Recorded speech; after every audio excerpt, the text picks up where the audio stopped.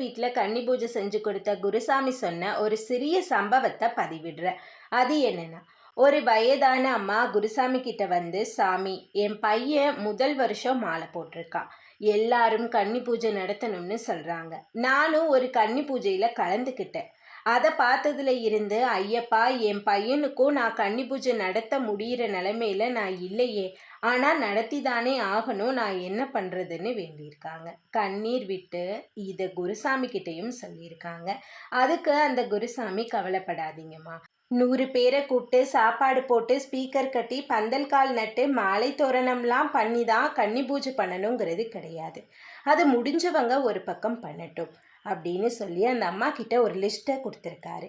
அந்த லிஸ்ட்டில் 5 வாழைப்பழம், 5 அச்சு வெல்லம், ஒரு 1/4 கிலோ உதிரிப்பூ, ஊதுபத்தி, வெத்தலைப்பாக்கு, கற்பூரம் மட்டும் வாங்கி வைங்க, நாளைக்கு வர்றேன்னு குருசாமியும் சொல்லியிருக்காரு. மறுநாள் அந்த